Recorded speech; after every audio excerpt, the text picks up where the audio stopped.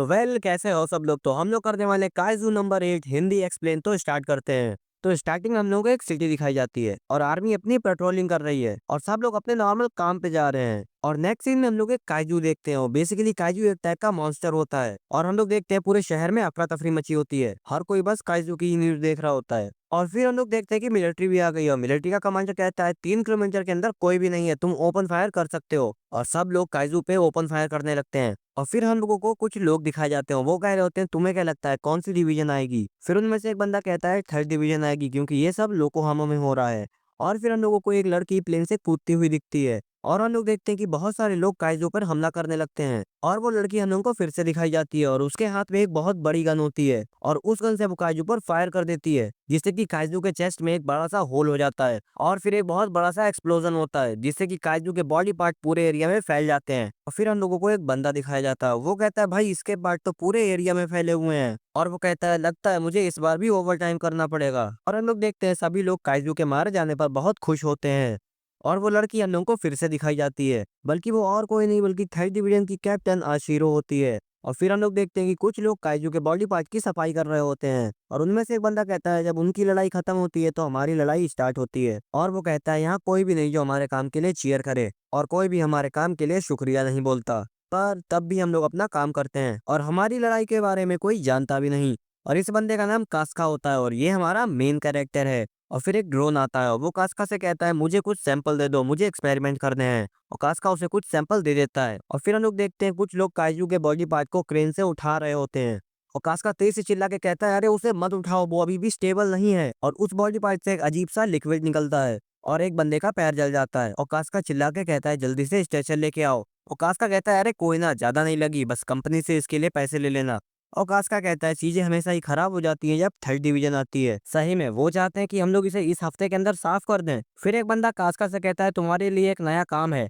और कास्का बोलता है कहाँ पे। और फिर वो बंदा बोलता है एंट्रियल्स। और फिर वो बंदा कास्का को जबरदस्ती खींच के ले जाता है और एक बंदा पीछे से बोलता है वहां जाके मजे करना। और फिर पीछे से एक बंदा बोलता है तुम लोग इस काम से इतना डरते क्यों हो, क्या सही में वो इतना बुरा है। और वो बंदा एक्सप्लेन करता है तुम समझ ही सकते हो मैं किसकी बात कर रहा हूँ। और कास्का फिर हम लोगों को कुछ मामला साफ करते हुए दिखता है। और फिर हम लोग देखते हैं कि कास्का लेटा हुआ है और कह रहा होता है कि भाई मैं तो थक गया। और वो कहता है मुझे अभी भी उसकी महक आ रही है। और फिर हम लोग न्यूज देखते हैं और न्यूज में भी सिर्फ आशिरों की बातें हो रही होती हैं और उसमें बताया जाता है कि सिर्फ वो 27 साल में ही कैप्टन बन गई है। और फिर हम लोग कास्का का बचपन देखते हैं और वो कहता है अपने दोनों मिलके सारे काजू साथ में मारेंगे। और कास्का कहता है क्या यार मैं भी क्या सोचने लगा। और वो चिल्ला के कहता है सोचना बंद करो, मैं जो काम कर रहा हूँ वो भी लोगों की मदद करता है। मैं एक मस्त जगह में रहता हूँ, मेरा जो मन होता है वो मैं खाता हूँ, क्या ये एक अच्छी जिंदगी के लिए काफी नहीं है। और फिर हम लोग कास्का को काम पे जाते हुए देखते हैं और फिर एक बंदा कास्का से कहता है जल्दी से यहाँ आओ, मुझे तुम्हें किसी से मिलाना है, इससे मिलो, इसका नाम इचिकावा है और आज इसका काम पे पहला दिन है, पर ये सिर्फ पार्ट टाइम करेगा, इसे डिफेंस फोर्स में जाना है। और हाँ कास्का भी तुम्हारी तरीके आया था पार्ट टाइम करने, पर अब हम लोगों के साथ ही काम करता है। कास्का कहता है ये तो यार इंट्रो देने का अच्छा तरीका नहीं हुआ।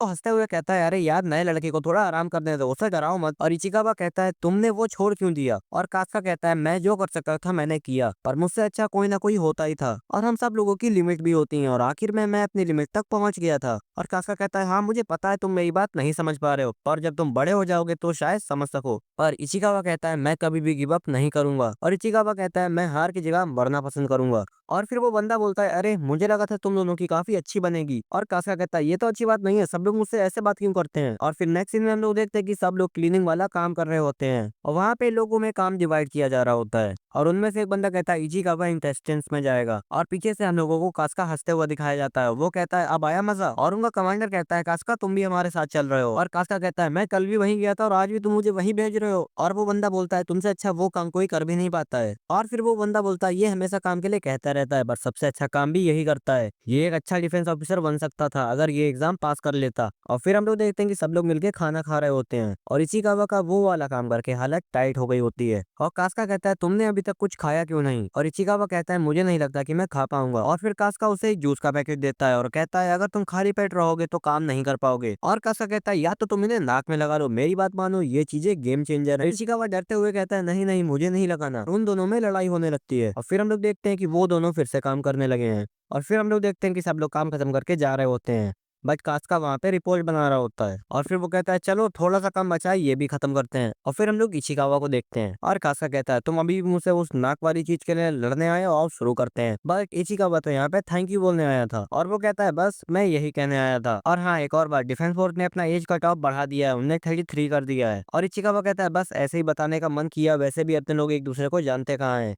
पर जब आपने हार मानने की बात कही थी मुझे लग रहा था आप झूठ बोल रहे हो, या शायद मुझे समझने में गलती हुई। अगर आपको वैसे जीने में कोई दिक्कत नहीं है तो मुझे दिक्कत क्यों होगी। फिर इचिकावा बाय करके जा रहा होता है और फिर कास्का पीछे से आवाज देके कहता है थैंक यू और वो कहता है सही में तुम एक अच्छे इंसान हो। और इचिकावा कहता है नहीं ऐसा कुछ नहीं है। और नेक्स्ट सीन में हम लोग देखते हैं इचिकावा पर काइजू ने हमला कर दिया है, बट कास्का वहां पे जंप मार के इचिकावा को बचा लेता है। और फिर कास्का कहता है भागो इचिकावा भागो, तुम जितनी दूर तक जा सकते हो उतनी दूर तक भागो और फिर सेफ होके डिफेंस फोर्स को फोन करो। और इचिकावा कहता है तुम मुझसे अकेले नहीं लड़ पाओगे। और फिर कास्का कहता है अगर तुम नहीं भागे तो हम दोनों मरेंगे, तुम्हें डिफेंस फोर्स में जाना है ना तो बेफालतू में अपनी जान देने की कोशिश मत करो। और इचिकावा वहां से भाग जाता है और कास्का काइजू से कहता है अबे तू इधर देख, और फिर वो भागने लगता है। कास्का एक बिल्डिंग में घुस के कहता है ये बिल्डिंग इसके लिए बहुत बड़ी है, ये इसके अंदर नहीं आ पाएगा। और नेक्स्ट सीन में हम लोग फिर से कास्का का बचपन देखते हैं और वो कहता है तुम्हारा घर मेरा घर अपना स्कूल सब कुछ तबाह हो गया। और वो चिल्लाते हुए कहता है मैं तुझे छोड़ूंगा नहीं काइजू। और वो दोनों कहते हैं मैं डिफेंस फोर्स ज्वाइन करूंगा। और कास्का कहता है पर तुम तो अभी एलिमेंट्री स्कूल में हो। और वो लड़की बोलती है तुम भी तो एलिमेंट्री स्कूल में हो। और फिर कास्का कहता है चलो ठीक है देखते हैं अपने में से कौन ज्यादा अच्छा डिफेंस ऑफिसर बनता है। और सीन शिफ्ट होता है और हम लोग कास्का को काइजू से लड़ते हुए देखते हैं और वो कहता है मुझे इसकी टांग पे मारना चाहिए। और जैसे ही काइजू कास्का को खाने वाला होता है और वहीं पे इचिकावा आ जाता है और वो उसे मारता है। और कास्का कहता है अबे बेवकूफ जा यहाँ से। और इचिकावा कहता है मैं डिफेंस फोर्स को फोन कर चुका हूँ, वो आते ही होंगे। और फिर वो बोलता है अगर मैंने आपको यहाँ मरने के लिए छोड़ दिया तो मैं अपने आप को कभी भी माफ नहीं कर पाऊंगा। और सीन शिफ्ट होता है और हम लोग देखते हैं कि डिफेंस फोर्स ने आके काइजू को मार दिया है। और आशिरो कहती है जिनके भी चोट लगी है उन्हें देखो जाके। और फिर हम लोग कास्का को एक हॉस्पिटल में देखते हैं और कास्का सोच रहा होता है मीना ने उस काइजू को कितने आराम से मार दिया